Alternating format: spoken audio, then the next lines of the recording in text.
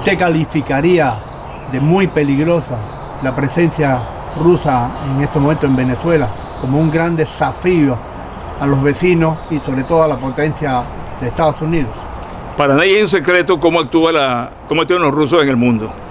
La antigua Unión Soviética dominó y subyugó a muchos países de Europa Oriental, y después de casi 20 años que fueron liberados de este yugo socialista, todavía siguen padeciendo los rigores y de la presión política de los rusos sobre Chechenia, Ucrania, Osetia, Georgia, etcétera, etcétera, y están ahora en el Caribe gracias a Cuba y a Venezuela.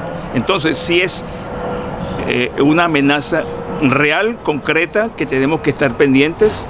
Se han ido metiendo y se han ido introduciendo al país subrepticiamente, aparecen con un avión, 2 aviones, pero hay mucha gente de ellos en Venezuela. Aparte de eso, la venta de 500.000 fusiles para nutrir de armas para las guerrillas y los grupos reaccionarios radicales de América Latina, de Centroamérica y el Caribe. O sea, es un plan a largo plazo. Ellos no tienen apuro.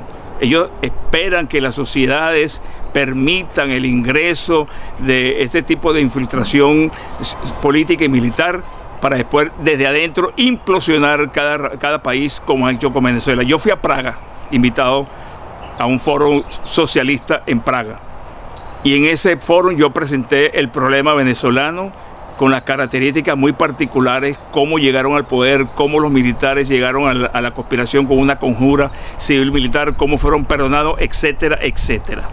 Me dijo un representante de la Unión Europea, me dijo, en su país ocurre lo mismo que en Cuba. Perdonaron a Fidel Castro, ustedes perdonaron a Hugo Chávez. Le dieron oportunidad de ir a las elecciones, fueron financiados para llegar a las elecciones y ahora están en el poder. Y desde el poder es muy difícil sacar una partida de bandidos y fascinerosos como son los que integran los grupos socialistas que están en América Latina. ¿Qué significa eso?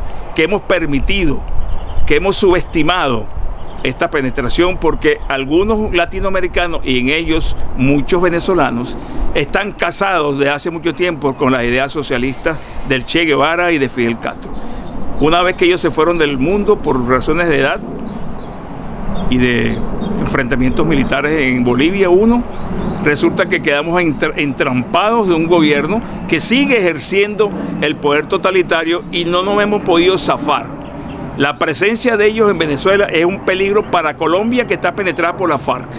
Es un peligro para Brasil, que tiene el 50% o un poquito menos del Partido Popular asociado al Foro de Sao Paulo.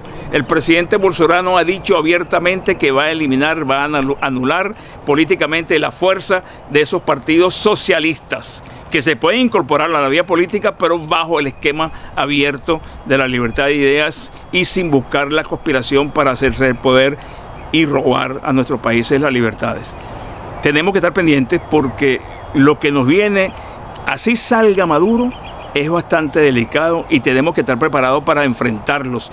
Y nosotros, los venezolanos, llámese como se llame el presidente, no vamos a poder con los sirios, con los iraníes, con los chinos, con los coreanos, con los rusos, con los cubanos, con los nicaragüenses y con los bolivianos. Necesitamos apoyo urgente externo, y no solamente político y de palabras.